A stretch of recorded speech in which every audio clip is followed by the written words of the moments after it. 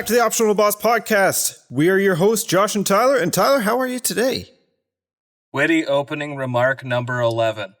All right, I hope everybody at home got that joke. I'm doing pretty all right. I would say it's another fine day to do some nerdy discussing, as we do here on this audio platform we have so chosen. How about yourself? How you doing today? How you liking that weather?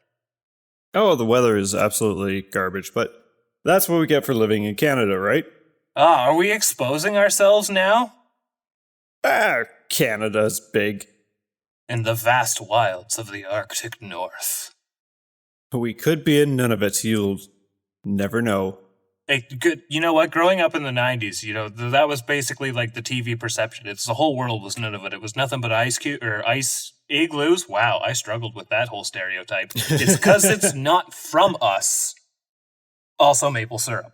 So, to the people outside who may, because we have noticed, and also before I go on, thank you, but we seem to have a small bit of an international listener base, and so to all those people hearing outside of the great land of Canada, it's cold here, but it's not as cold as you probably think. Yeah. No, not by any means. I still don't like it. No. no. But what's new? What any exciting games you've been up to? Last I heard, you were pretty much in the throes of Ark. Yeah, I'm still. It still has me hooked on it with friends. Although, just to switch it up a bit, we did check out a game that one of my buddies bought a bunch of us called Pummel Party. And it's essentially like a PC version of Mario Party, and except with violence and lots of violence, where you can take a shotgun to someone's face and make them spawn at the graveyard. So that was quite a bit of fun. We did that this past weekend, and yeah, it's Mario Party. You have the mini games at the end of everyone's turn, and you just try and get the treasure or the star or whatever it's called. Same idea, just with violence. So I would imagine with like the sea of experimental and indie titles that you can find, because you said this is a PC Mario Party in essence. How would you say like it is quality wise? Because I know like gimmicks run amok, but it's going to be hard to actually capture that quality essence of a good, hateful game of Mario Party. So I would say that it has its own charm. It still feels like a Mario Party ripoff, but at the same time, it has quite a bit of its own charm and unique play style, if you will. Like some of the mini games are straight out of your favorite Mario Party, but at the same time, it just works. And with how many games that Mario Party actually have in their series now, it's hard not to get some similarities in that sense. Well, I mean, they cover some pretty broad scopes when it comes to their mini games, right? It's like roll on the ball, or the Simon Says flag games, the jump rope. Like, it's all pretty standard fare at this point. So yeah, it would be kind of hard to... It's the whole Simpsons did it syndrome, right? Like, anything that you could do, you could probably point to Mario Party having already done it at that point. So it's not like it's unoriginal. It did have a music rhythm mini game, which was kind of cool. So the more notes you hit, the higher your score got. Yeah. I remember one of those being in Mario Party, but I'm guessing you mean like this is a bit more of like an actual... how would I put it? Scrolls from right to left with button inputs and changes it up and all that. They kind of had that, but I think it was a 1v3 and someone was creating the melody and the other three had to perform it. I don't know. It has been ages since I played Mario Party, but it is nice to know that there are other options out there. Because I know the series has been pretty lackluster in the last in the Switch decade. A little bit. Yeah. But how about yourself?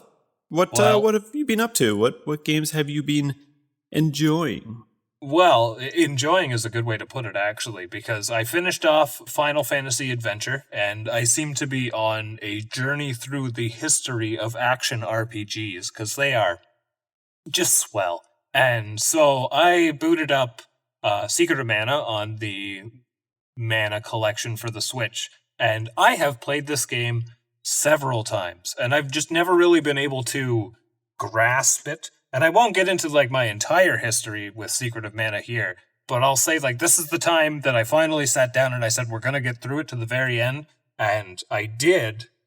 And I have to say, my opinion on it, though I do still have several nitpicks, I would have to say that my opinion has done a complete 180 on this game. It is maybe not worth the hype that it has gotten, because it's one of those games that you'll often see pop up on your top 20 SNES games of all time list and etc., right? Yeah. But it is still really good. And I thought like the soundtrack was going to pull me through the whole way, because I love the music nonetheless. I'll listen to it beyond playing the game. But I can only imagine how much better the game is if you actually experienced it co-op. So now that I have done it, I hope to do that one day. And the next step on that journey is going to be playing Secret of Evermore, which I have a similar sordid history. But for the time being, I'm taking a very dangerous break from the franchise. You know, I don't want to get too burnt out on it, and I'm playing Hades again, and it's problematic. Hades is wonderful though. It is hard to put down.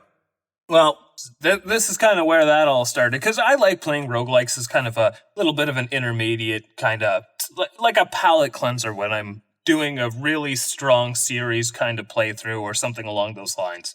So roguelites are nice. You just hop in, you do a couple runs, you get satisfied.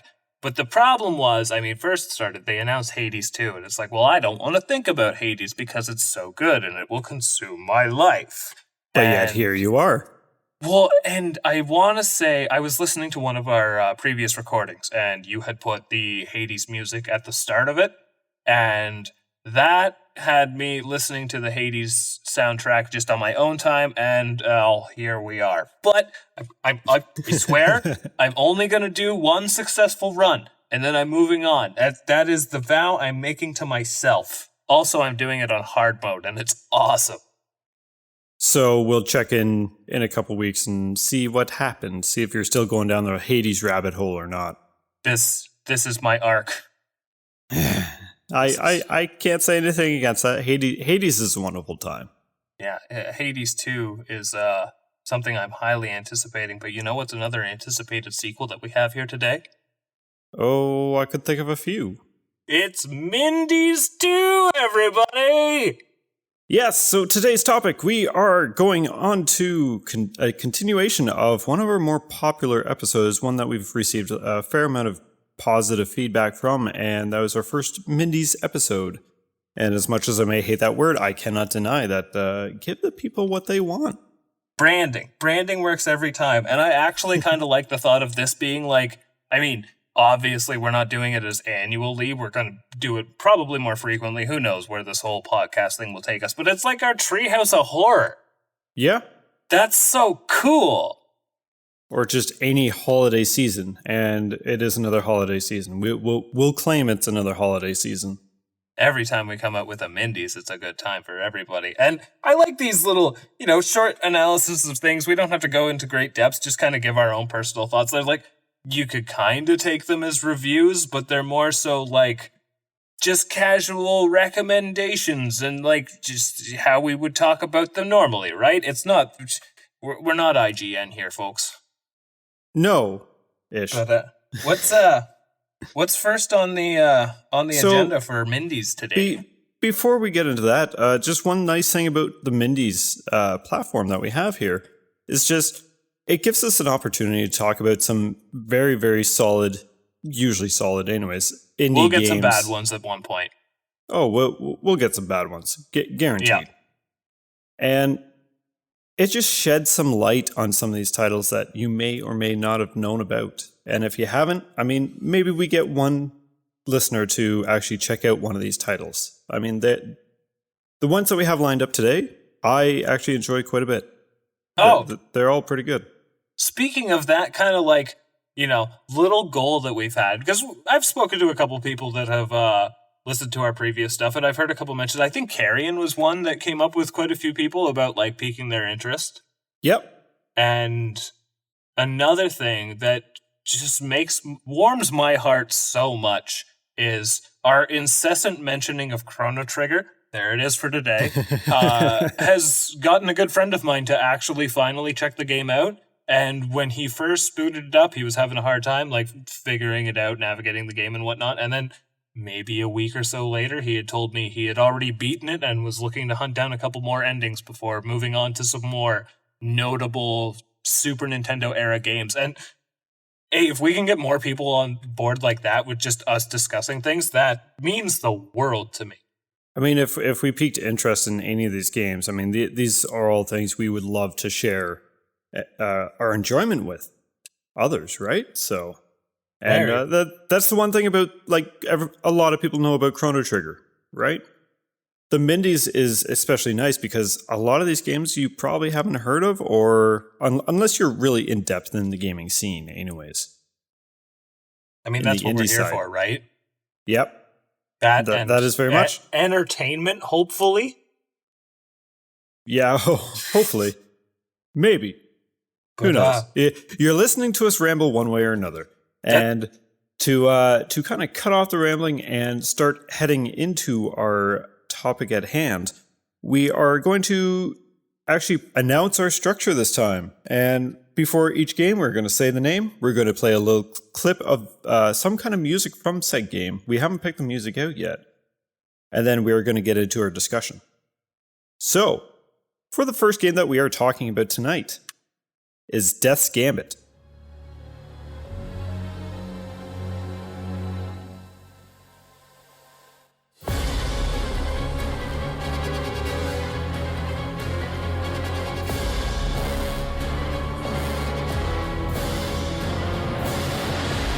So, Death's Gambit is a 2D Souls-like, as much as I hate that term, Jesus Christ, Metroidvania to an extent. And it had a very interesting launch. So, I played this game when it first launched in 2018. And the game that it is now is very, very, very different from its initial launch. They came out with an expansion called Afterlife. And it completely changed pretty much the entire game. Rebalanced everything, redid the combat from scratch, added more classes and stuff because you only had the one character that you could play as, and now there's 7 or 8, I believe. Ooh, I don't even know how many classes, but I knew that there was, like, a great deal of weapon variety. That, like, I like how at the very start they give you the variety, so you have your dual blades, your long swords. Like, there was a good selection of weapons, and I think they let you pick a class along the way, but it offers a lot of variety from the very start that really just, as soon as you haven't even played it for the first time, you know it has incredible replayability. You know what's really nice about that too, is when you're picking your weapon class type ordeal, since it happens like just after the opening cutscenes, I'm pretty sure it's the opening cutscenes anyways. Pretty much. You have the ability to test each class out before you actually confirm it. I forgot about that, actually, but I do like that it kind of gives you, you know, it's not even so much a tutorial. It's just play around with these controls and see how it feels, which, I mean, you went into how it was a Metroidvania, but, like, what kind of gameplay would you say they're in for? So, it's, for one, it's a 2D, I guess you could say, platformer. I would. There's jumping, there's ladders, whatnot. Yeah. Boss fights are difficult. You can do parries and all this kind of stuff, blocking in combat. You can change out your weapons during your gameplay. You can change out armors. You get different spells and abilities. And on a Metroid side, like, there's the double jump or the dash, like very, very standard tropes of those series. Not to mention the freedom of exploration it gives you, because if I'm not mistaken, when you first open it up, it gives you, like, I think 3 big paths that you can take, and they all have multiple branching paths throughout. I very much remember when we were first picking up the game that, well, I know you had played it before, but as you said, it was a very different experience, which I actually didn't know. That would play a big part in it too. But I remember, I know the way that I went when I first started was completely different than the way that you chose. And I think that's kind of neat when games have that more open-ended structure, that, because it's rare that we can get different takes on the same experience these days. So it's nice to almost have that old school playground-esque of, oh, this is what happened for you, for me it was, etc., right? Yeah. It was really neat because like there is a central hub that you end up getting to, and then that's where the branching paths are. Well, the starting ones anyways. And obviously you got characters in towns. They can eventually die if you let the wrong people in. Very Dark Souls like. And I don't really recall if there's much difficulty if you choose a certain way. I don't know if like the overall difficulty scales with you, because everything seemed to be unless I just by chance picked the right path right off the hops. So but what weapon did you go with? I went with the dual blades. See, I also went with the dual blades, so I can't. Of course, we can't really speak to differences there. I did kind of want to take the scythe, but I like my fast chipping kind of strikes and my being able to be evasive in games when it gives me the option. Two play styles I love is if it's a platformer, I love the mobility. If it's a Dark Souls, I like the big hammer. And because this had a bit more like mobility features to it, I went with the dual blades. It's only slightly Soulsy though, because if I'm not mistaken, don't get me wrong, this game takes a stupid amount of inspiration from Dark Souls when it comes to like how it conveys its lore. I'm pretty sure there's lore in like the item descriptions and all that kind of stuff. Yeah. And like you said, with the central hub and the characters who can be friendly or a little averse to you at times. And also the fact that you can, if you wander a little bit too off of this hub area, things will kill you. So, you will die a lot during your first playthrough, anyways. During your second playthrough, probably, but you will experience your fair share of death. But that's sort of the joy of it all, right? It's the dying and the learning. But I think it's only overcoming. It has the souls, you die and you lose your experience accumulation, and I think that was really. I don't know. I think it also kind of controls like a Souls game too, just very much in 2D. It's been a bit, so I'm a little foggy on like how the game feels. Yeah.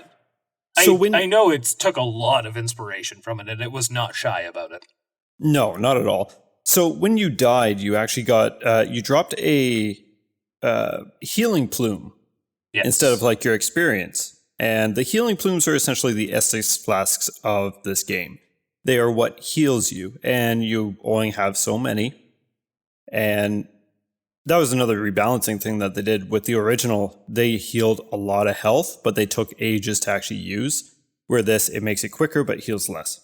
Anyways, don't want to go too much into the original because you can't even do the original anymore. Like the Afterlife expansion is the actual game now, free for anyone who got the original.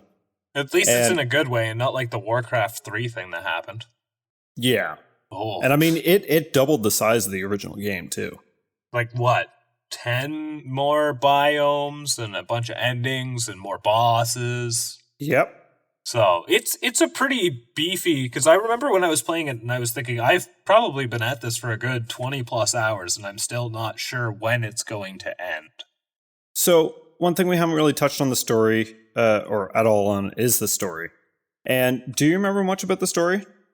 So, the story is kind of, again, something that feels very much like it was taken from Dark Souls. So, what I remember is the kind of history of the world is it goes into the backstory of how, like, humans, they were obsessed with the possibility of becoming immortal and just looking for solutions like that. And when you are currently in the game, their immortals are running amok, like, basically zombies with sentience at this point. And I know that you are a very amnesiac character. So as you're going through the game, you're kind of remembering like who you were, what your purpose was, and all that.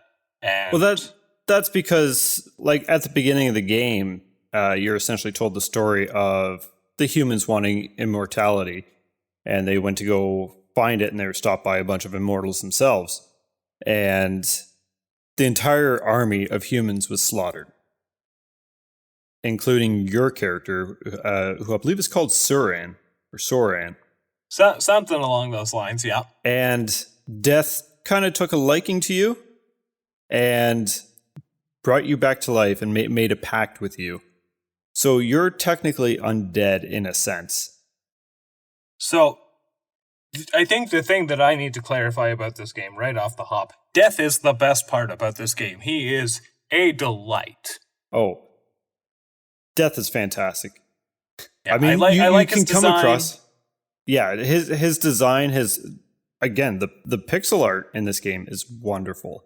And the animations are pretty on point. It was weird to get used to it first, but Yeah. I did start to grow to it. You know, one thing though, because I played this on Switch, and the one thing that did kind of, I don't know if I would say bother me, but it took a little bit of getting used to, is like with the user interfaces, you could tell it's a very PC game, right? Yeah. So that was a little bit jarring, but like outside of that, like visually, what is it? When you go into that first hub area and like the waterfall and like the draping vines and the sunlight shining through the canopies and stuff, like it is a very beautiful pixel art game. Oh, very much so. And so as for the story, you're essentially part of this immortality thing because you want to try and find your mother, who was part of this war as well. And she left you when I believe you were pretty young, and you're gone to find out what happened to her. So you join up in the army, and then you end up in this giant kerfuffle, and then you're Death's partner, essentially. And as for how it ends and all that kind of stuff, it has a little bit of H.P. Lovecraft stuff going on with it. With the big old crazy chaos god looking thing. Yes. Yeah. The one that surpasses Cthulhu, essentially. Essentially, and isn't it like a different form of death trying to take the role of death or something like that? Like that's why the people are immortal and it's giving it strength. I'm gonna be completely honest when it comes to the plot of this game. It didn't really do much for me. I kind of thought that it had a lot of issues with its tone. And there would be times like it was trying to tell a really serious story and trying to seem like something that I would be really invested in, but also it would get really silly at the most inopportune times, which did not fit the world that they were trying to set up. Now, don't get me wrong. Seeing Death in an apron was charming as hell. I was going to say, when you find out that Death has a cooking hobby. But that just makes me like Death. It didn't really make me like the scenario, right?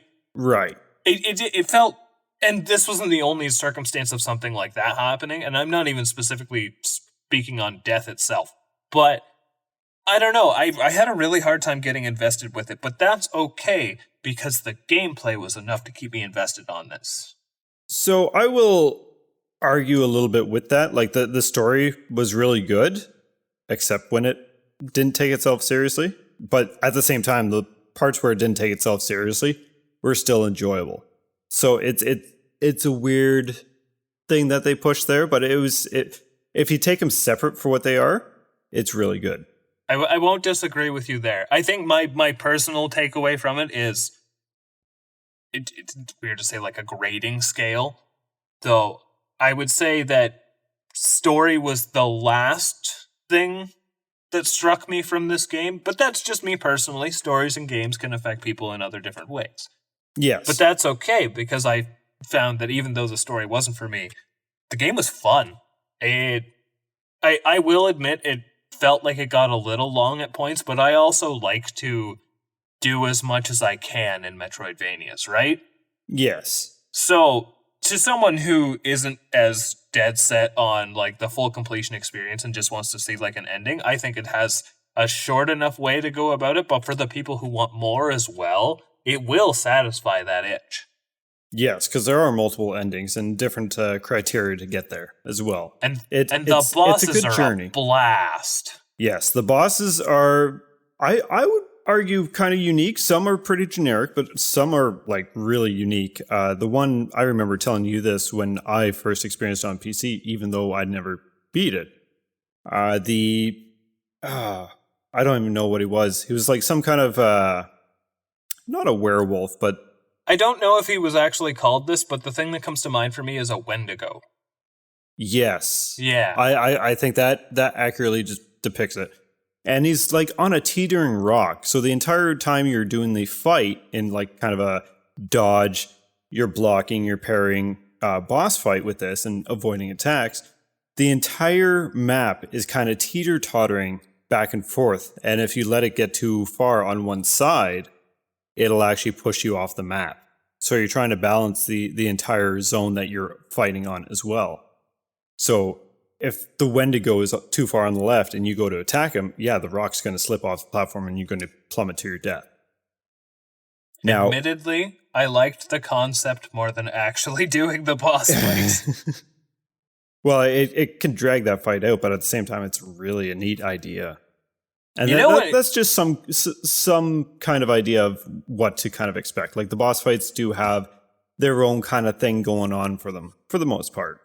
This is just what my memory is cobbling up of what this boss looked like. And this is admittedly me taking this direction in a game that I'm far more fond of, but he reminds me of that one boss in Blasphemous that you find at the start that's like chilling on the statue and he rips the head off and throws it at you.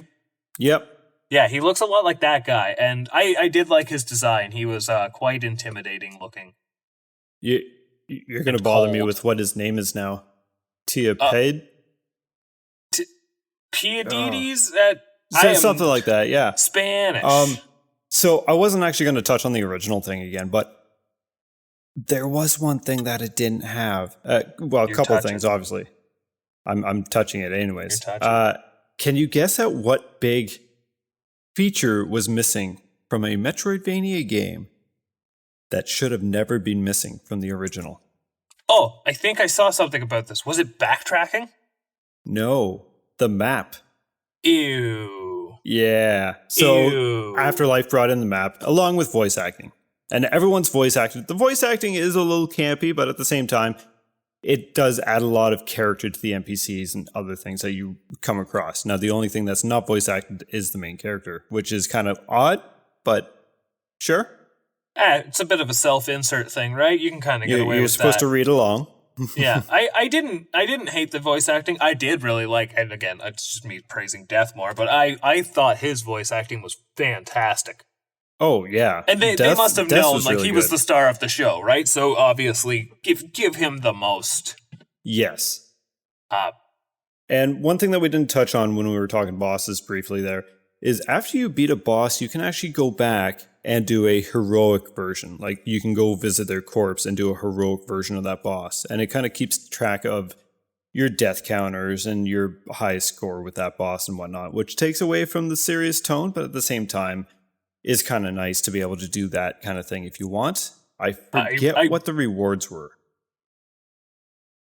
I want to say there was like weapon crafting that you could do with boss materials, and I think it was better materials for like really good stuff that you could craft.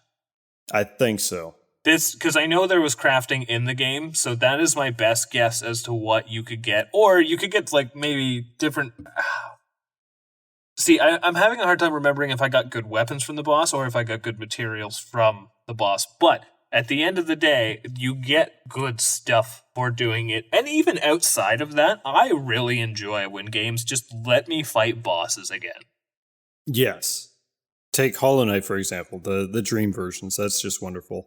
Okay, I'm scared of that, but I appreciate it from afar. I will try it one day, but for right now... not God Home. I mean the Dream versions. Oh, right, yeah. Right. So, do you remember much of the bosses? Because it has been quite a while since we played this. Like, it's been well over a year or so, and we've played a lot of things the past couple of years. It has been a bit. I know there's a couple that come to mind. So there's that, like, owl boss at the very start. I'm pretty sure it's the one that's intended to be the first boss of the game. There's... Yep. The teeter-totter guy, as we mentioned before. There was, I want to say, like, it was like a phoenix lancer. Like, it was like a woman with a lance. Oh, no, I think she was actually an NPC who would come and help you from time to time, and you could find it down. But there was a giant armor. There was this weird mutant-looking thing, and that was in... There's a... very different setting. That's all I'll say without getting spoilery in it. But it had the interesting gimmick of like the electrical gates that you had to trigger while you were fighting it. Yep. And outside of that, again, it's been a while, but also there was a lot of bosses in that game.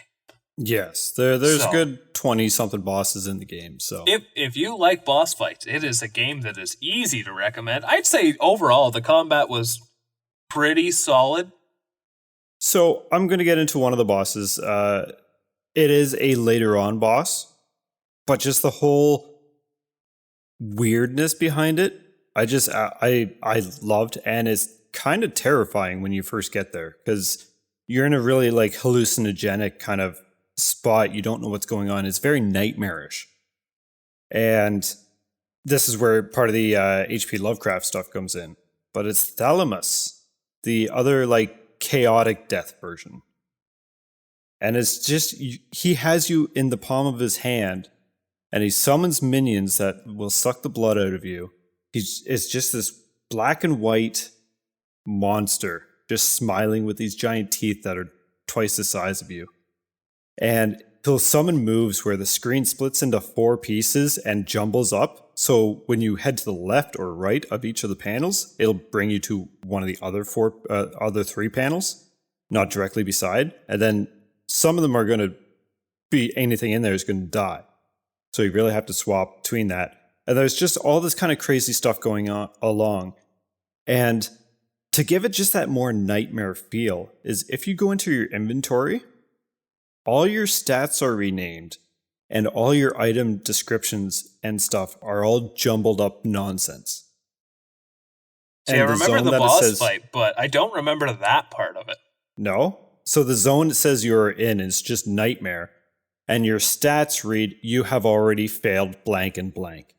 Oh, no way. So I'm not going to give the names or anything, just to save story bits out of that without being too spoilery. And I'm leaving a lot of stuff out of this fight because there's so much stuff that goes on. But it is like very... It's not so much like gory or anything, it's just very unsettling. Now, something with that boss, because we talked about him earlier a little bit. One thing that I think is absolutely hilarious is, have you ever watched a speed run of this game? Can't say that I have, no. So the devs have put in a little thing for speedrunners that if they get to point X within less than an hour, they get a special cutscene. And you don't have to do this cutscene, you can skip right over it so it doesn't trigger or anything, so you still can speedrun. But they get a little cutscene with Thalamus. And he just sits there and he's like, oh, you've reached here already. You speedrunners, you didn't even go to X, and it starts listing off places that you didn't bother doing. Okay, that is a very charming detail, and though I did complain about the whole tonal shift, I think it works well in a situation like that. Yes. And then he's just like, you speedrunners disgust me. Fucking nerds. No other F-bomb in the game except for that moment. Oh, that's a bit... I don't know why, but that gives me strange vibes of like Cranky Kong berating you. Yes. Yeah. Very I like much that. so. Except this is the chaotic death H.P. Lovecraftian monster. It's wonderful. It's absolutely hilarious. Oh dear. All right. Well, so what would you say? Like your personal feelings on this game are like? How much would you say you enjoyed it? You know what? I quite enjoyed it when I played it. I thought it was very good. I did have some gripes with it, but when I was getting my notes for this episode, not that I have many notes or anything, it made me really want to go back to it. Quite honestly. I can see that. I was getting a bit of that vibes too when I was checking out some footage, just to kind of get a bit of a refresher on it. I will say though, it's not. When I finished it, I had this feeling that I will replay it one day, but I'm not like in a rush. Rushing to, right? Yeah. Because it was pretty big. It was. But that said, and me with Metroidvanias, it's always the case where they usually take most of my attention when I am playing them. Yep. And this one was no different. Like, it was very much something that I stuck with and had a good time with throughout. And it's Metroidvanias are just always a joy with all the exploration. And it's not a matter of are you going to, it's a matter of when. That would be a good way. So I would say it's a solid enough time. Nowhere near the top of my list, which, for some reason when I was thinking about this game, I was thinking about like the obligatory like ranking of all the Metroidvanias I have for my Switch. Oh, that's a scary task. Stay tuned. We might do that one day. Maybe. But it's not near the bottom by any means. I would say it's like a positive average in my mind for what I've played.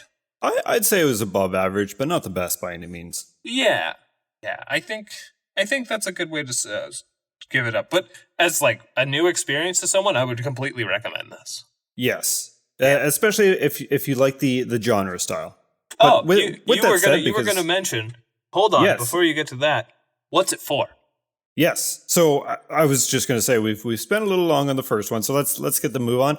So if you are interested in Death's Gambit, it is available on Steam, Switch, Xbox, and PlayStation stores. Unfortunately, it is not on Game Pass. So with that said, let's move into the next game. What is it, Tyler? Oh, our next game is gonna reel things back from all this doom and gloom of Death's Gambit, and this is a game called A Short Hike.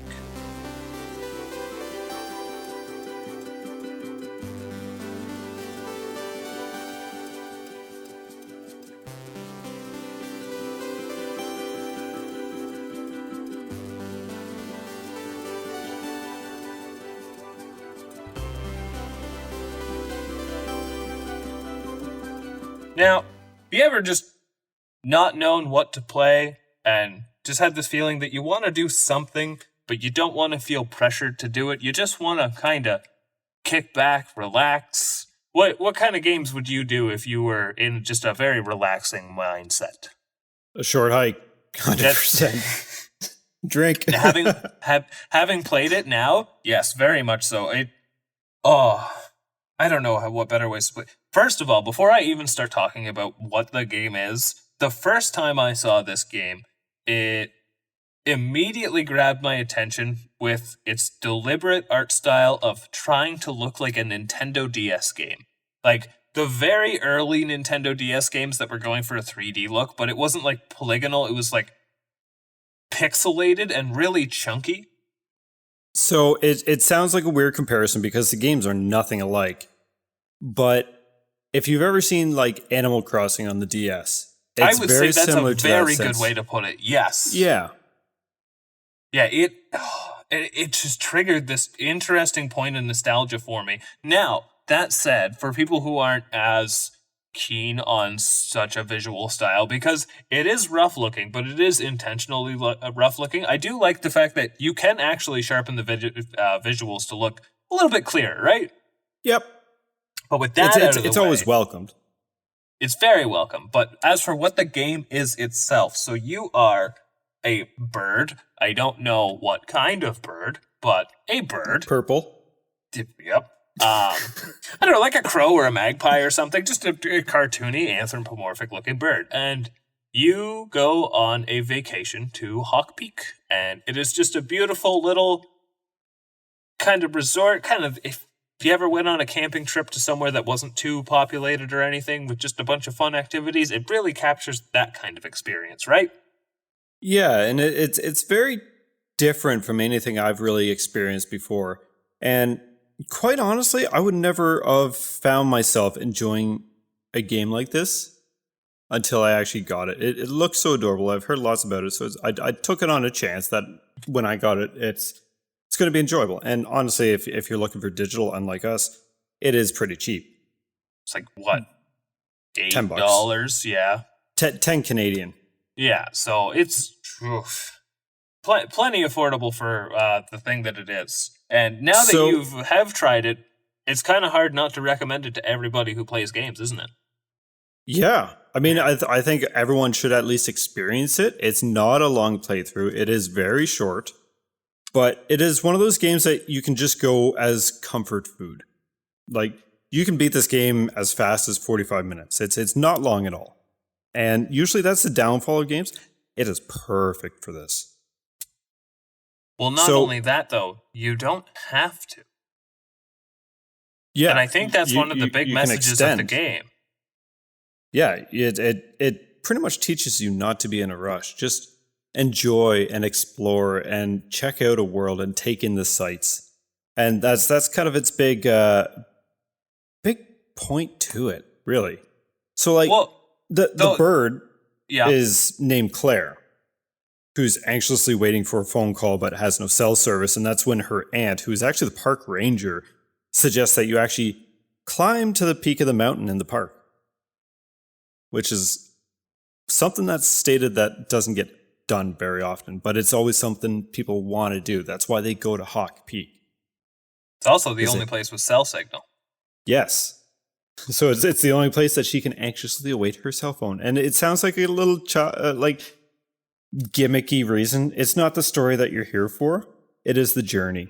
And the journey is all this game is just seeing the different things going on. It is a living, breathing park. You have marathon runners, you have campers, you have people who are trying to accomplish the same goal as you. You have bug catchers and people on the beach and just all sorts of stuff. And it sounds maybe kind of lame, but I assure you it is not. I actually kind of like the whole... First of all, it very much speaks to the times, but I like the fact that the catalyst of the journey is, go to the top of the mountain, because that's where you can make your cell phone call, right? And this game really evokes those feelings. Again, to anyone who's ever been like on a childhood camping trip or any kind of like multiple day holiday, and if you remember those times where you meet just some other random kid and you're like best friends for like those 3 days, and you're like, we'll be friends forever, and then you never see them again for the rest of your life. But you'll always cherish those things that you did while you were on that trip, right? I feel like that's the experience this game really captures. Because you are walking to your main objective, which is to get to the top of the mountain, but you'll stumble across someone along the way. For example, the one thing, I think the most standout kind of character interaction for me with the game is when you get to finally get the fishing rod, which, if you like fishing in games, it has it. All good games do. And, you're like, I've never really fished before. It's like, here, have a fishing rod. And then, so you cast your line in, and it's just like, so, what do you do? And he's just, what do you mean? You do this. It's like, you just sit here and wait? Yep. And it's kind of a nice little lesson of, you don't have to be impatient. Just let good things come, right? The whole game's idea and philosophy seems to be just take in the sights and scenery and just relax for once. I also like how it's a game that it's going to let you accomplish it no matter what. So, to get into the actual gameplay itself, you are a bird, and you have limited stamina, and the stamina is represented by these golden feathers, and it gives you your first one right away. So with a golden feather, you are now allowed to do a double jump, or you also have the option to climb in this game, which uses less stamina than a double jump, but climbing is still pretty taxing, and it will slowly drain as you climb because, again, you only have so much stamina. So the whole goal of the game is to acquire more of these feathers so then you can eventually have the strength to ascend Hawk Peak however you may choose to do so. There's all sorts of ways to get to the top of that mountain. And the game basically says, figure it out in the best way possible. And your own curiosity will be your guide in this game. You're going along, right? And you find someone who's just like, I'm looking for my watch. You're like, well, I'm not going to go on a quest essentially, but hey, if I find your watch, I'll let you know. And you're going about, you see someone, what are you doing? I'm collecting shells. Do you want to get me some shelves? Or climbing rock. You just see people going about their business, right? The tyrannical frog who's creating the sandcastle town. The characters are very charming. The character that lost their camping permit. Yep. And he's just like, yes, I have one. No, you can't see it. And just tries to make up every lie thinking that you're a ranger. And then eventually says, fine, don't tell anyone I'm here. I lost my permit. And gives you like fishing bait. And that's more incentive to go fishing. And then you can later on find his permit and bring it back to him. Like a lot of it is just, these are just problems that people are having. You can help them out or don't. You can just focus on your journey and just, again, take in the atmosphere. The journey is its own reward with this game. And yes, it's not the end. It's not the beginning. It's the journey. It's the to and from and how you craft it to your will given the tools that you are given. Well, and for being such a small game, there's a lot in it. Yeah, so I mentioned how short it can be. That's 45 minutes. That's if you just race to the top. If you want to do everything, you're looking at a few hours. It really is up to you on how you want to play this. And it's still not like, if you did want to complete it, I'm sure you could do it in less than 4 or 5 hours for sure. But it's not really that kind of game. No, it's not about getting to the end. Not even about getting to the end. It's just about doing it however you want. Because I know I put in a good chunk of time. I had a lot of fun with it. And I probably did maybe a third of what was available to do in the game, just because there is that much just tucked around every corner. It's one of those games that I will pop in from time to time when I don't know what to play and I don't want to get into anything massive. I will pop it in, just kind of explore, and I always feel much calmer. As honestly stupid as that sounds coming out of my mouth, it calms you and soothes you. Well, and it has everything that could possibly do that in a gaming experience, right? Like the music is nice and soothing. It's got the atmospheric sounds. The tasks aren't actually stressful in any way, shape, or form. There's no way to actually get hurt or anything like that. And again, as someone who's a much more action-oriented kind of game player, though, I am open to several different experiences. To describe it that way doesn't sound all that exciting, but it's not trying to be exciting. It's just trying to... Again, it's almost like a vacation in a video game. Yeah. I don't know how else to describe it. It probably comes off as sounding a little lackluster and lame and not much to it, but it is honestly one of the most unique experiences you could probably see in a video game. I personally, if there's anything that we mentioned today that anyone, whatever their tastes are, I feel like this is the one game that I would like everyone to at least have a look at. Yes. Especially at the price point that it's asking, because well, you just pop that on the wish list, you wait for a sale, and just have a nice relaxing time. Yeah. Exactly. It's worth looking at least. What's it on as well? Is it exclusive to the Switch? No. So this is actually available on Steam, Switch, Xbox, and PlayStation again. No Game Pass, unfortunately. Once again. So I guess it must have just been announced on a Nintendo Direct or an Indie World or something like that. Yes. Because that was my only exposure to this game and I mean, this is my primary platform, so that makes sense, but as far as I'm aware, it was a Switch game, true and true. So that's nice to know that it is actually available by other means. Yep. So whatever platform you enjoy, it is around. Yeah. Anything else on A Short Hike?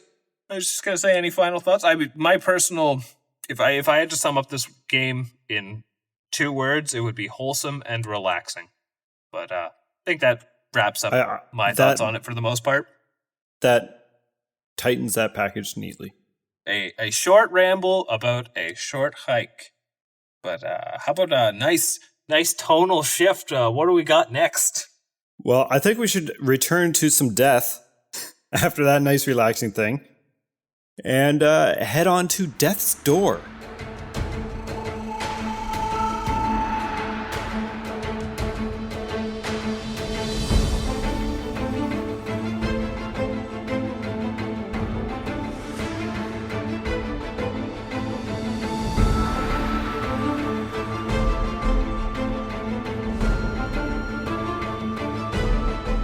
You know what my favorite thing about this game was? There's a lot of things that it could be. That whenever you die, it just gives this incredibly jarring screen cover that just says "Death." Yes. It looks almost like a JPEG just plastered on. Oh, it's so... I really liked this game. Yeah. Oh, I'm excited about this one. Yeah. So, you know what I really enjoyed about the game? The fact that there is Crow, yes, why not? But just the fact, and this is going to spoil it for anyone who goes into this, but I honestly don't care. This made me smile so much. Is just the character an NPC who's a friend called Pothead, and he has a pot for a head, and he eats soup out of it and offers it to other people. Would you be shocked to know that you've already spoiled that to our audience? I think I have, yes. Yeah. I think I knew this, but if they haven't heard that episode, go listen to it. Know. It's good. I don't remember which one it was. They'll have to do a treasure hunt. No, it wasn't. Actually, maybe it was. Who knows? But so, Death's Door. Do you want to do the general recap? What this is about? So, Death's Door is you are a crow, and this crow is actually a reaper, one of many reapers, and you essentially go to your very gloomy 9-to-5 job. You clock in, get to the office via bus or subway or something, and you go clock in, get your mission to go reap another soul. So a door is then opened for you to go to, and that teleports you to the area that you're supposed to be in. Am I about on point? I would say it's a pretty solid start. It's kind of neat. It's, you are collecting souls, right? It's like the Grim Reaper, but crows, and crows have always been very heavily associated with death. So it fits on brand. The only... should I even go into what happens after that? Because it kind of gets spoilery immediately at that point. I mean, a little bit, yes. Yeah. But not too far after that. That sets up your storyline anyways. You are going to reap a soul, and during your first mission of gameplay, things go wrong. We'll say. The soul that you are supposed to reap gets taken. This wasn't part of the job. And when a soul that you are sent to go reap, the door will not close until you reap it. And therefore that door is stuck open, and you cannot go on another mission until you reap that soul. And that is the game, is you trying to get that soul back. There's also a bit of a dilemma with people not wanting to give up their souls, because there seems to be some anomaly that has taken place that people just aren't dying, and therefore it's a lot more dire that you actually do go collect these souls so they can actually finally die, because it is a pretty big part of life is death. This is the death episode. Apparently. It's also the episode of bird protagonists. Yep. What an interesting cross of similarities that we have found. I think it is so stupidly charming to see this little bird with his little bird feet tapping along and then also killing things with a sword. And should we go into the gameplay right now? Because I really like the gameplay. Yes, I just want to touch on some of the aesthetics. Like aesthetically, the game is pleasing, and the animations and everything are just, it's so well done. And going on to pitter-pattering with your little crow feet along, carrying the sword or whatever your weapon of choice is just, I don't know if warm the heart is the right term, but I'm going to say warms my heart. It's just adorable. And I'm not really a bird person, which would be arguable with some of the remarks that I've made today, but it is just so precious. There's so much character in the little animations of, well, everything actually. The characters in this world are very standout. Like, they all have very strong personalities for even, if you don't even have that many interactions with them, they're still memorable for the most part. Yeah. And the world, so this game, hearkening back to what you said about Death's Gambit originally not having a map. Yep. And that just, we heard my reaction. Ew, horrible, I don't like.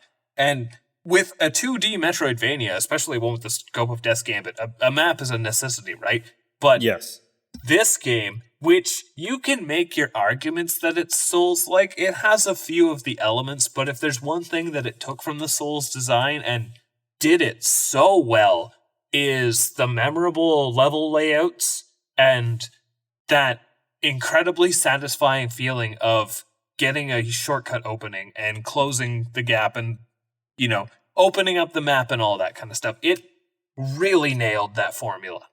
It really did. A lot of the areas that you went to were very recognizable on their own. Like you didn't see too much repeating landscapes or anything like that.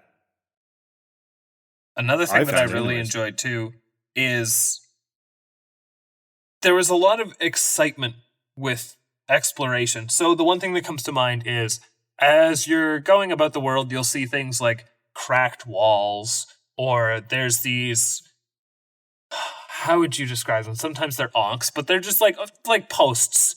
And you see them and you're like, there's going to be something that I get eventually that'll allow me to interact with that. So as you're playing through the game, even if there's stuff that you can't do, they're memorable enough set pieces to remember that I will be able to come back and do something about this later.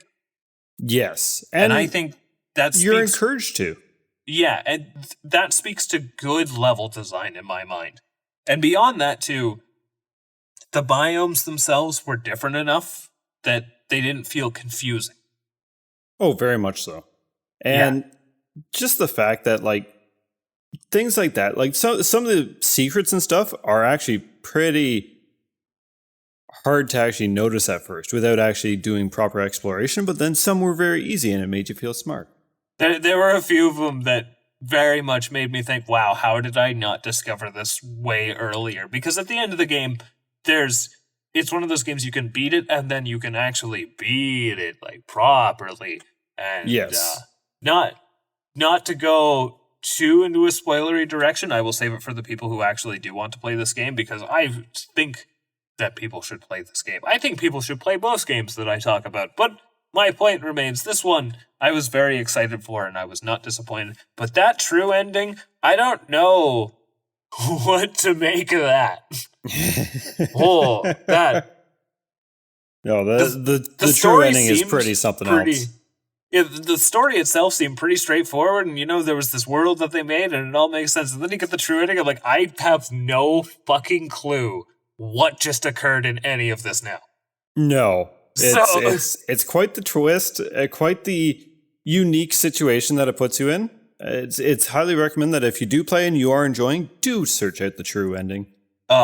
It's not that hard to get. Get the pots. Get the pots every time. Do it for Pothead.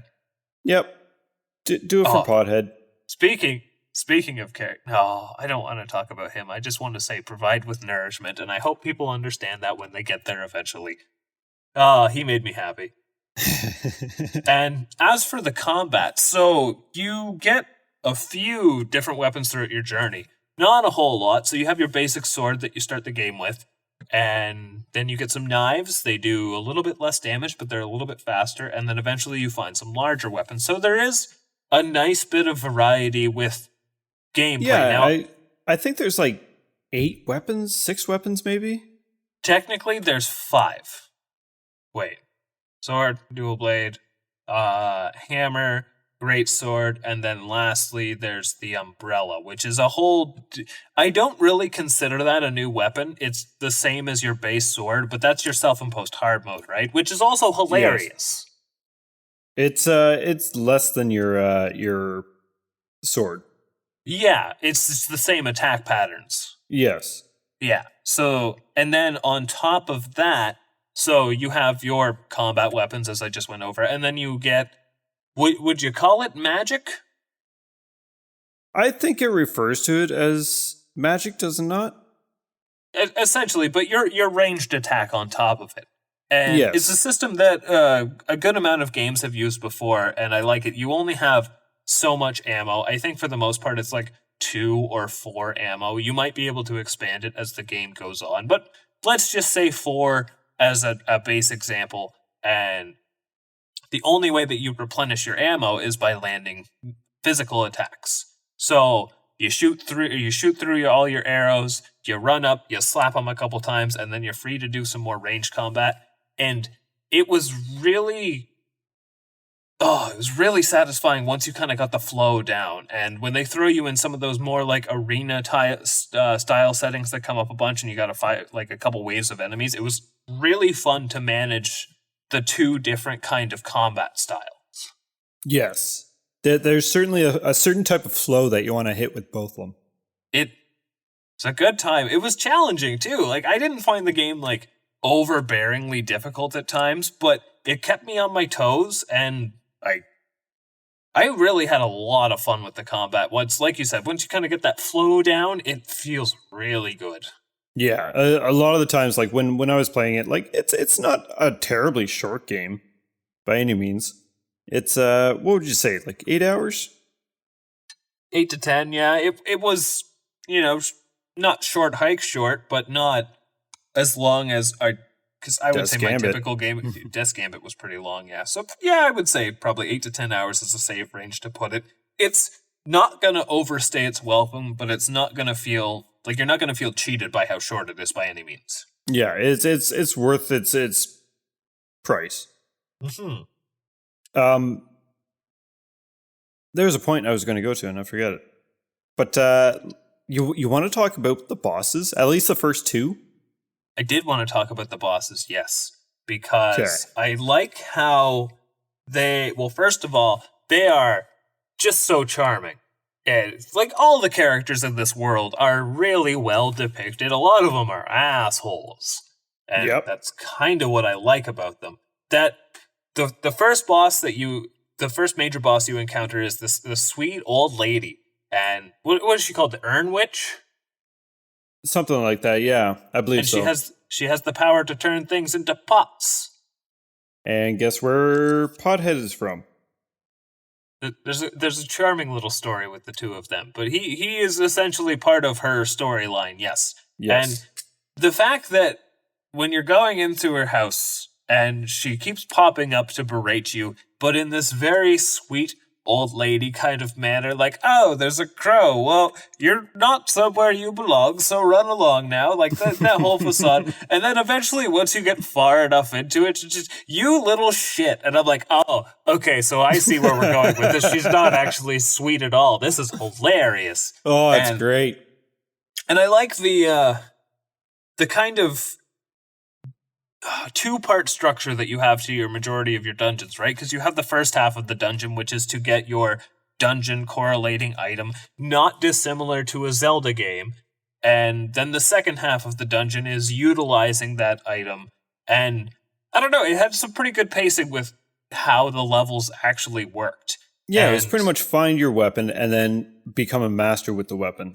Yeah, I really enjoyed that structure. And going back to the bosses, they're a good time. They're pretty standard, like, pattern recognition, but I also like how there's a bit of a puzzle solving element that isn't required to beat them, but makes beating them more efficient.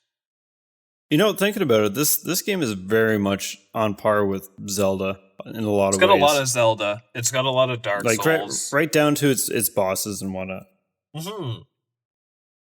The frog boss was probably one of my favorite ones. Well, I really like the gimmick with the frog boss and the whole restoring and breaking of the panels, and also his Cockney accent. Yes. Man, it's very, very backwater frog. So one thing that we didn't mention is the currency of the game, which is where its Souls-like comes from. Because it's souls? Yes, it is souls that you're picking up, lesser souls. And you bring them to the guy at the counter I think they just called it the vault, is it not? I believe so, yeah. You take it to your crow consortium. Yes, I have to mention this. In the lobby of your workspace out front of the office, there's a crowbar. Okay, I'm sorry. I thought that was the most adorable thing ever. So this entire game does like its puns. Clearly, it does a good job with them too. Yeah. But as you were saying about the vault, so yeah, you deposit the souls at the vault, and then you can get power ups or health upgrades and damage, more strength, and all that kind of stuff. So that's how you can generally progress your character in that kind of sense. And then you also get different abilities as you continue after you beat bosses and all this kind of stuff. Like you're picking up these items like a hook shot, or what would you say is one of your more favorite abilities? Oh, I'm going to actually have to say it was the hook shot, especially once I started incorporating it into combat. But on that note, there were some mildly frustrating uses of the hook shot where I found that, and this is one of those things that you could kind of say maybe it's the game's part, kind of say my part, but sometimes it felt like the direction that I was trying to shoot the crowbar wasn't actually going the direction that I wanted to. It was always off a little bit, and you have to make some pretty precise hooks to get away, because some of those fights, they require dodging with the hook shot, right? Yes. But that said, yeah, once I really got the hook shot down, it was a blast. That said, though, again, just with the whole flow of combat, I actually had a lot of fun with just the basic arrows that you get at the start of the game. Yep. The arrows were pretty good. The bombs were too. The bombs, I think I got the least utilization out, which I say, but I'm not gonna lie, I'm presently forgetting what the other thing was. So am I. That's actually why I passed off to you. Oh no! Well, there's a nice surprise for people who try out the game. But yeah, we can't spoil that bit after we say we're not going to spoil anything. No, we can't spoil what we genuinely cannot grasp. But yeah, combat's fun. There's a bit of dodge rolling, if you will. And your magic attacks, your standard weapon attacks. Was there a stamina meter? I don't know if there was a stamina meter as much as there was a cooldown. Right. So I'm not entirely sure on that, because I feel like there was some sluggishness when it came to combat and like over abusing your attacks, but I'm not entirely certain about that. But you know what we haven't mentioned? Probably a few things. The beautiful soundtrack for this game. Yes. Oh, the music is just wonderful. Oh, these nice somber piano pieces, and everything kind of fits the mood. It has a bit of quirkiness when it needs to. Oh, and chances are you probably already heard two different songs from it. It's quite possible, yes. But do you got anything else to add to the Death's Door experience? Not a whole lot. No, it's without giving anything away, right? And that's what I want to kind of avoid. I think we touched on a lot of the topics at hand without giving too much away. What's it for? What's it for? Yeah. So it's available on Steam, Switch, Xbox, and PlayStation. It is also available on Game Pass. So if you want to try this out and you have Game Pass, by all means, give it a shot. It's a good time. Avarice. Yes. That's my final saying on the game. So we're going to hop into our last game. And Tyler, why don't you introduce it? This final game, which we mentioned not too long ago, being a very recent playthrough for both of us, is the wonderful and enjoyable Unsighted.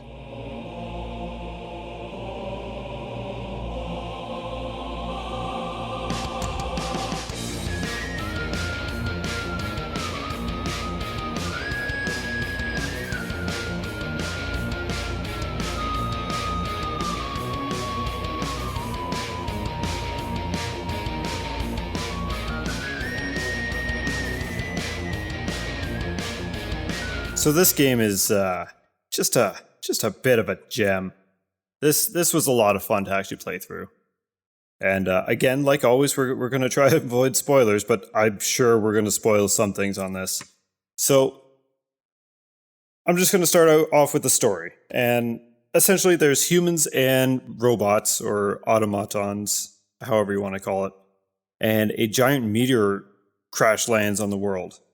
And it has this kind of source of power called anima, and it gives it gives consciousness to all the robots around, and they became very lifelike and very almost human themselves.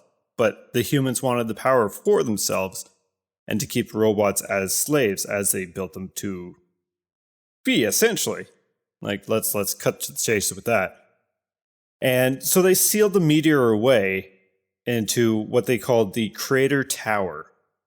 And it sparked a war between the humans and robots, being only a matter of time until the anima ward off all the robots. However, what they did not anticipate was once the anima ran off the robots or automatons, they became what is known as unsighted, and they are essentially become feral drug addicts wanting more anima. That's a really good way to put it. Yeah, it's kind of funny how, I mean, it makes sense that this stuff is what keeps you alive, but they kind of treat it like a crack addiction. It kind of looks like meth. But here's it kind of does, because it's meteor dust that you can actually find in the game, and we'll tell you why here in a minute. That is very important. But anything that's gone unsighted, you can't just give anima to and make them conscious again. They're done for. They are done. They've turned. They're essentially no coming back from that. So one unique quirk with this game is everybody has a time limit, and including your own character. And that time limit can be increased because as you play, day and night cycle is a thing. And as time clocks down, all the anima is running out of everyone's body. And essentially you only see other automatons. So if any of the characters, it could even be like a market, an item shop, or someone who gives one of your main quests, all of them can turn unsighted. And they're gone. So it's kind of a race against the clock. And when you find this meteor dust, you can hand it to them and it'll increase their time for another 24 hours. So you kind of have to pick and choose on who you want to friend up, who's important to keep. Now, with this all said, they do have, like, I don't want to call it easy mode because it's essentially an accessibility mode, but you can turn on explorer mode, which cuts out the main gimmick of the whole game, which is the time. So you can just keep everyone alive. But we're just going to focus on the main game itself. Well, and not only that, because I do like that it does give you the option, because admittedly going into this game, I did think the idea of the time limit was quite pressuring, but I did want to experience this game as intended before, it's basically throwing in the towel on this main mechanic. And I will say, for people who are intimidated by the idea of a game with a time limit, the time limit makes the game so much better. Yes, absolutely. It gives purpose to everything. Another thing is when you are getting that meteor dust to give to people, or the anima, I'm just going to call it meteor dust because that sounds wrong saying anima. Giving the meteor dust increases friendships with people. So each NPC that you have has 4 hearts that you can raise up with them. And each time that you max out one of those characters, they give you possibly an item in return, or access to better items, or discount at their store, or you do have like something like kind of like Navi in Ocarina of Time, a little fairy bot, and it's one of the first things that you see. And if you max her out, then she starts fighting alongside you.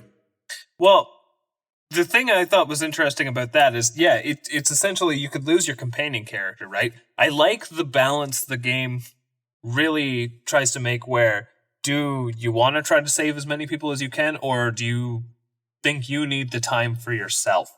And it was an interesting shift while I was playing, where I'm thinking I have lots of time, and then eventually when you've got like 2 of the greater, because it spells out how many tasks you have, which is kind of nice.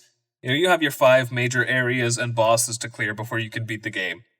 Very straightforward, laid out, and go do it however you please. There's going to be a smarter, more efficient way to do it, but the world is up to you. And it's I don't know where I was going with that. I know it had something to do with the fact of that's what I was saying. Yeah, for the first chunk of the game, I'm thinking I have lots of time. I'm gonna be fine. And then eventually it does get to a point where you're thinking, I have to beat this game soon or everyone's going to die. Yeah, it's so weird because just like you said, like it pops up a little notification at the bottom of your screen when someone has 24 hours left. And I remember when I was getting close to the end, but not quite there just yet. And then it would be like a message, 24 hours left. And I've already lost a few people at this point, and I've saved a few people at this point. And it just pops up, this person. It's like, I don't think I need them. And it's counting those characters as expendable. and which kind of hurts when you're playing. But then as that happened, not too long after, it would be someone else. And then they just started all coming fast and furious. And it's like, oh, I'm in crap because I'm losing everyone. Yep. And I remember thinking, oh, I'm going to lose this guy. He's not too important because he's off the beaten path. He takes a while to actually get to. Not realizing that I was thinking it was someone else. And I turned out to lose my upgrade character. Oh, no, you lost the hammer orb guy. Yes, I couldn't upgrade my weapons anymore. Oh, no. Which I think my main one was already upgraded all the way, but oh, dear. That's still not someone you want to lose in any game, right? That would be like killing the blacksmith in Dark Souls. You don't do that. No, you don't. No. No, Short Hike doesn't have Souls-like elements. What am I thinking? I was just going to say, is this the first non-Souls-like game that we've covered? And even still, I think you do drop something when you die that you could pick back up. Yes. I forget what it is, but you do drop a little something because you want to make it back. And I think part of it is I think it's just experience that you do get. You know what I found very interesting about this game is it money. The money was kind of interesting. Yeah, I like when you find the big gem deposits and stuff. No, it's money is what you dropped when you died. Oh, well, this is also true. Yes, I still found it interesting. But I was going to say how this game really evoked a lot of those feelings of playing Super Metroid. Not a Metroidvania, but specifically Super Metroid. Now, why Super Metroid?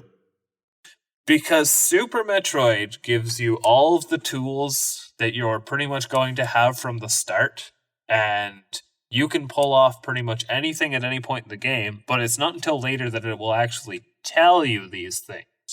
Oh, right. So, like, for example, the wall jump. The wall jump.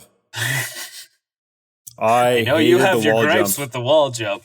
It was really finicky, I will give it that, and I kind of like that it's finicky because, again, going back to the Super Metroid thing, like the wall jump in that game hurts my thumbs. Yes. But it's really messed with my head knowing I could have done this the whole time and I did not learn about this until the end of the game. I could have saved so much time. There's a few more secret moves that I don't think we should actually touch on. No, I think that's the only one that we should really elaborate on. But this game has... The wall jump was necessary. It was, and not only that, I like the fact that, because again, this game is pretty much more or less open to you. There's a couple, like, blocked routes, but for the most part, you can go everywhere at any point in time, right? For the most part, yeah. I mean, except for the very beginning when it's more of like a tutorial, which, people, if you're going to play this game, take advantage of that area because it's the only time you're not going to have a time limit. So, one thing that this game has scattered throughout its world is these big, like, mutant monster type things. It's all black and green and has eyeballs all over the place. It's very hideous. And they will murder you? Oh, they will kick your ass so fast until the very end, anyways, when things happen.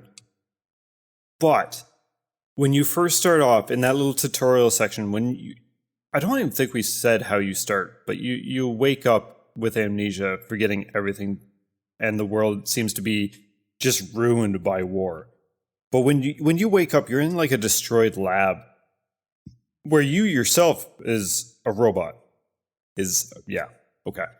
And you're wandering around this lab, its lights are flickering and whatnot. Did it scare the living crap out of you when that thing dropped? I didn't like it. No. It seemed like we were essentially going a chase scene. Yeah, and I figured we were going to be a little bit calmer from the start, but no, it gets you going right away. It's like, okay, this is your attack, this is your walk, this is how you interact with things. Go do that for a little bit. And you're kind of trapped trying to figure out the puzzle and how to open up the thing. And there's different boxes and things that you can get for some money and whatnot. Just the starting area, right? And then it's like, okay, open the door. You open the door and this just giant monster just falls on the ground so damn fast and starts screaming at you. And you just book it out of there. And you got to be quick. It scared the living crap out of me. I thought that intro was a very good way to, put the urgency on the situation, right? Which makes sense because this is a game about time sensitivity, right? It really like pulls you out of that no longer tutorialness, if you will. One thing I will say about this game is its combat. It's a little weird at first. I found that I was taking a lot of hits, and because it's got the stamina, and you move pretty slow when you exhaust your stamina, and it's a kind of game that really relies on parrying more than dodging. Yep. But when you start getting it down, because the combat is very fast and very frantic, but it can be a lot of fun when you kind of master that whole parrying attacks and then doing the crit damage and just bouncing people around to get the distance. And it's a lot of fun, but it's not. I wouldn't say it's for everybody. Yeah, it's not overwhelming, and a lot of it is up to you on how you want to utilize the tools that you have. Like some items you essentially ride on this certain item. I'm not going to say what it is, as you get it later on. Oh, it's a donkey. It's not a donkey. But you ride this item, and you can essentially bounce in between a lot of the enemies. It doesn't do much damage, but it'll get you out of a sticky situation fast. And then, but to touch on the parrying, is if you get that parry off, depending on the enemy, they could take a couple parries to actually get them to be stunned, but they will become stunned, and then your hit on them is going to be a crit hit, and that's where your damage is going to come from. It's not just from wailing on enemies. So you really have to do a offensive versus defensive kind of tactic to it. Well, and the bosses too, which I will say for starters, though I did have a lot of fun with the boss fights, I'm not about to say that they were particularly memorable. Like, the big takeaway from playing this game, because I did really enjoy it, but it wasn't because of the bosses that I enjoyed it, I just enjoyed the entire experience as a whole.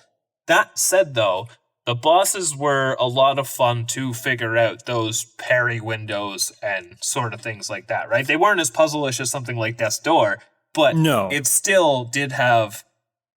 It was more than just hack away at them, but you could still have the option to just hack away at them. So this is another game. It's a very common trope nowadays, but to have multiple endings. Yeah. And I got the true ending. I don't know if you... Did you go back and get the true ending? I did not. I was going to save that for a future playthrough. Okay. I don't know how I found it, but there's a lot that you have to kind of do. And I was at the end of the game, so I know I started getting all these pieces and started putting things together, and then I don't know how I found the areas. There's no in-game help, and I looked this up afterwards. There's nothing in-game that tells you about these pieces or directs you in the right way, and it seems to be one of the biggest kind of hitting points, negative points against it. But I'm living proof that it can be done. Just check every wall. Doesn't matter if it looks like you can go through it or not. Just check every wall. If something looks off, check it. Yeah, there was a lot of and I was actually, I was watching up something on this again, like I did the other things for a bit of a refresher. And there are a stupid amount of developer intended shortcuts that are very well hidden, just under things like, you're in a more leafy area, there's you could go through the trees and find a very crucial shortcut. I'm sure I missed several of these things, but the one thing that was cool, my first time playing through it, first 20 minutes of the game, I just go about exploring as I do, and I get a little achievement, and the achievement says sequence breaking. And I like that it's become almost a challenge to the player these days, because sequence breaking has always been a thing, but it's always been a more glitch run-esque kind of thing, as where now developers are deliberately putting in sequence breaks for people to find, and I think that is a lot of fun. Yeah, that's kudos to the developers behind that, and just kudos to anyone who puts in sequence breaking stuff. Don't not to glitch the game, but just have fun with it. Don't shy away from it. It's nice to know that there's shortcuts when I come back to it. Yes. And that is one neat thing. So we both have the physical version, and we both had to avoid looking at the instruction book, because it actually gives some of those sequence breaks and secret moves a look. Yeah. But again, we didn't know about the wall jumping till it told us in game. But that was something that we could have done right away for so long. So it's very neat that they are very open about these sequence breaks and different abilities and all that kind of stuff without directly telling you. It's neat. It adds a lot of excitement to the whole exploration aspect too, right? Yes. Because the game doesn't really, it gives you vague direction, of course, like at the start of the game where it's like you could find this MacGuffin here and this MacGuffin here, like your main quest.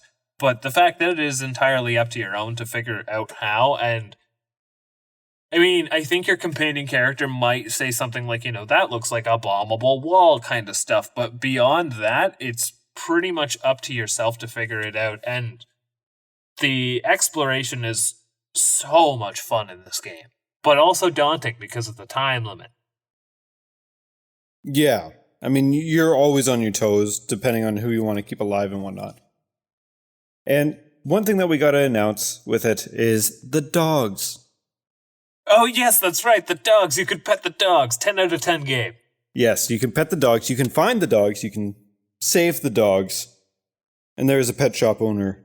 Or not a pet shop owner. He just owns the dogs. He just wants to keep all the dogs safe. And he wants to keep all the dogs safe. Because even though they're at war with humans, everyone needs a best friend. So you got to go save the dogs and return them to the robot taking care of them. And he will feed them, and then you can have one as a companion at any time and level them up and pet the dog and feed it and give it naps. Which takes up time and lets people die. Yeah, the interesting thing about the naps is the fact that it actually cuts away at your in-game time. I think it was like a total of 3 hours, and you think nothing of 3 hours, but eventually it's like, I don't have time to nap for this dog. But the one thing that I really liked about the inclusion of the dogs is the dogs don't have a death timer. No. They will live forever. And if you're hopping over big gaps or anything, it doesn't get in your way and it just follows. Oh, it's just a very both companions are good companions. Yeah. No, there was no complications with any of the assistant characters. They didn't seem to make everything too flashy and confusing on screen. I thought it was really well handled. It's very pretty too. Oh, it's a very, very pretty game, and the cutscenes are very well detailed. Because that's one thing we didn't really talk about is like graphics and stuff. It's pixel art. Most of these are pixel art except for Death's Door. But yeah, another one with like really stunning visuals. We're pretty pixel preferring on this thing. Did you know that this was made by 2 people? Yes. Yeah, which is really beautiful impressive. Game for a 2-man team. Yes. No, they did a really, really good job. I think another thing that they did have some help with like localization and all that kind of stuff, obviously, but just 2 people who I'm assuming are a couple. I don't know. So I'm pretty sure they are. That's some homework for the fans. Yes. I also don't know. I do know that the one thing I found kind of interesting, though none of the NPCs were like super memorable. Like I kind of remember them, but they didn't like strike a chord with me with their personality or anything. But the whole time limit thing still made me care about them, whether I liked them or not. Oh, it didn't matter if you had like one interaction with some or multiple ones. When someone died, it felt bad. Did you ever stick around for when their timer ran out? No. So I guess spoilers-ish. There's an old lady robot, and she has the lowest timer, which, reflecting on the fact that she's an old lady robot. And I knew I was at a point in the game where like there was no way I was going to save this old lady. I didn't have any more meteor dust to give her or anything. But I wanted to see what happened when they became unsighted. So I went back to town for her last hour and just kind of waited by her. And they just walk away. Oh. Like off into the woods they go. I wonder if it's like, okay, my time is here. I want to say that that's what they were trying to portray. Because, I mean, they obviously don't expect you to do that. But yeah, at least it's better than just like, gone. So, Oh, that would be funny too. I thought that was a pretty charming detail. Yeah, I think Although, I've pretty much. could you imagine if you found anyone that went unsighted out in the world and they were a fight? I was kind of hoping that was going to happen at some point, and to be fair, there's some plot-esque relevant characters that are unsighted, but not like ones that you've actually personally grown to love, right? Like I was kind of hoping that you would meet some of your NPCs like as mini bosses or something out in the Yeah, field after they became unsighted. that would have been really cool. And I will say this game actually gave me a little bit of difficulty. I died quite a few times. It has its challenge. I feel like a big part of that comes with the pressure of the time limit. Yeah, I could believe that. But the combat wasn't easy. No. Especially, too, if you were just out in the field and you just got swarmed by enemies at some point. Or, and that can happen fast. Yeah. Coming across new enemies was always interesting because all the enemies kind of have their own kind of patterns and gimmicks and ways about them. Which you do come to learn after time, right? Yeah, it was... It's like, oh, it's this enemy. Okay, we're going to counter it like this. Did you ever use the axe? The X. The axe. So I found... the axe. Yeah, because you could find swords or axes as your main melee weapon, right? Right. So I did use a axe that I crafted early on. But then I switched back to the sword after I found a really nice sword. So I never used any of the axes, so I don't actually know how that changes the playstyle. Quite a bit, because it is a slower attack. Granted, it's based on the weapon that you find, but sword is much faster. The axe is much slower attack, but more precise, if you will. Very much like a Dark Souls two-handed versus one-handed. So at the very least, though, it does give the player variety in how they want to tackle combat, which is always welcome in my mind. Now, some of those fights with an axe is very difficult because you are much slower, and some of those enemies are freaking fast. Oh, they charge. They charge real quick, and especially too when you get later, a lot of them have like parry fake outs that they'll do. Yes. So that it keeps you on your toes the whole time. Or there's that one enemy that always like dashes straight at you, but then the odd time he just like does a circle around you, shooting at you. Is that it's like a little sword wielding guy? Yeah. Yeah, I know what you're talking about. I don't think they're deliberately bastard. named, but like my mind went to like a bounty hunter type kind of character. I see what you mean with that, yeah. Yeah. No, there was a lot of interesting stuff like that. And like the larger enemies, how they're not super difficult, but they hit like a truck and they take multiple parries to get them in the stun mode. Yes. So there is a lot of interesting variety to the combat. And then, again, when it comes down to the bosses, they're, like I said, I don't think they were the most memorable per se, but they weren't unpleasant. They weren't challenging that they were like, rage quit, but they were challenging enough that I'm pretty sure I died at least once or twice to most of the bosses. The final true boss gave me a good struggle. I think that was the boss I died on the most. To be fair, though, that's a good thing. Yes. I'm always going to welcome a very challenging final boss. Make it worth my while. I think that's a good way to put it. Any final thoughts on Unsighted? I think I've pretty much covered the majority of my thoughts and opinions on this one. What's this? Oh.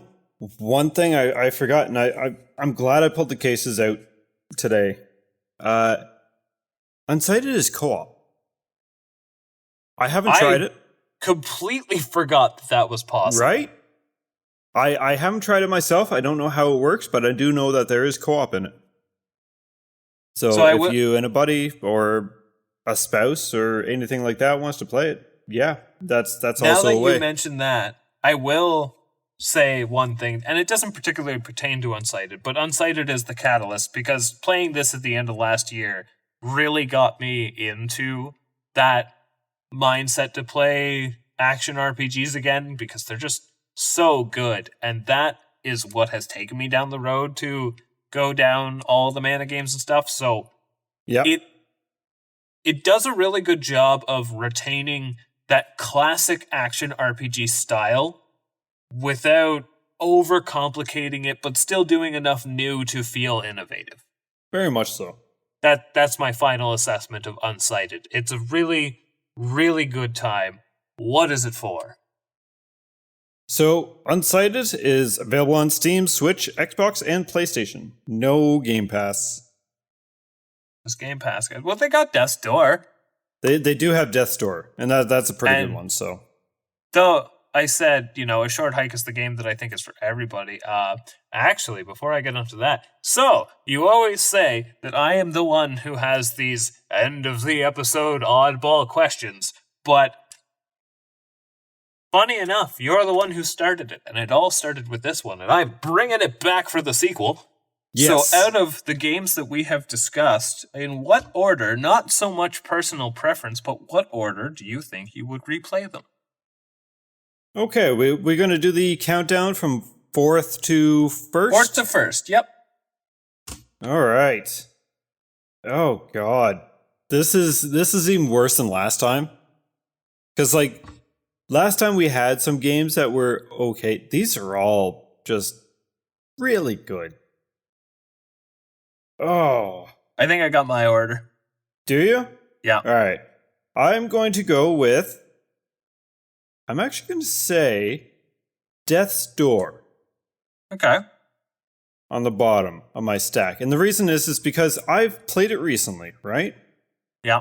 And I feel like it's going to be one of those games that is going to get better replay value the less you remember about it. Okay. And I think that's where I'm going to go with that.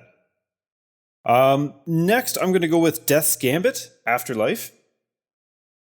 I'm guessing that bit of footage that you saw really got you itching to see it, but a little bit sooner. Yes. Yeah. Not to mention, the different playstyles that it presents at the beginning does offer up a lot of opportunity for replay value, right? It would feel like a more or less different game, though still the same. Yes, very, very much so. And I mean, it's been a while. It's been over a year and a half since we've played it, because we played it around the same time, I believe. Yeah. So it's been a while since I checked it out, and then looking at just some refresher videos today before we started this podcast, it really got me kind of in the mood to check it out again, because I did have a good time with it. My number one... You're on number 2. Right, but that gives away number 1. So I'm going to give away number 1 first, and then number 2. So as my most likely to replay right away is A Short Hike. It's nice, it's short, it's sweet, and it's just so charming and relaxing, and I kind of need that nowadays. Which means Unsighted is in my number 2 because it has a lot of replay value.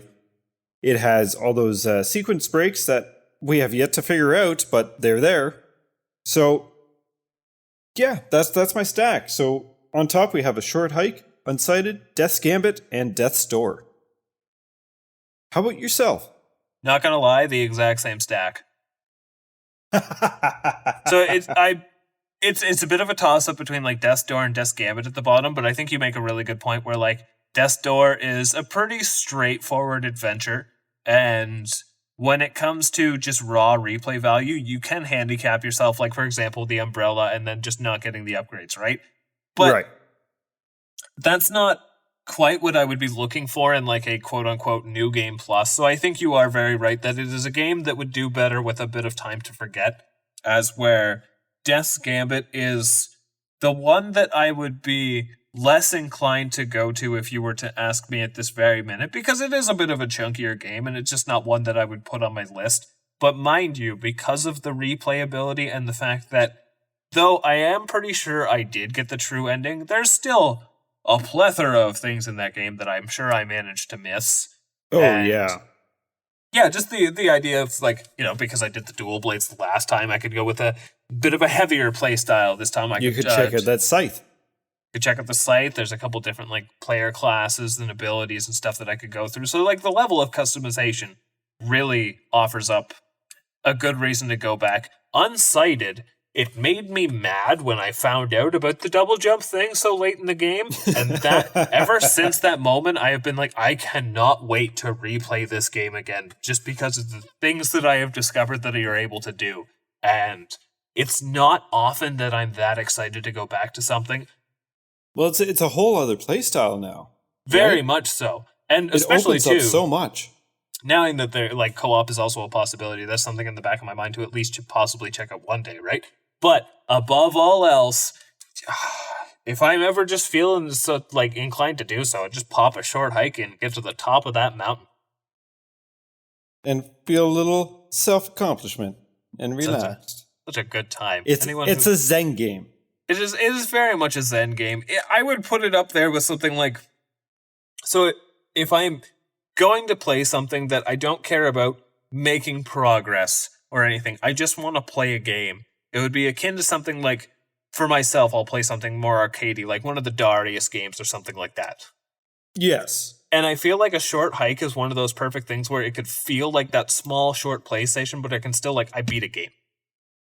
Yes, exactly. I mean, it's short, it's wonderful, and it kind of fills that void that we've all experienced.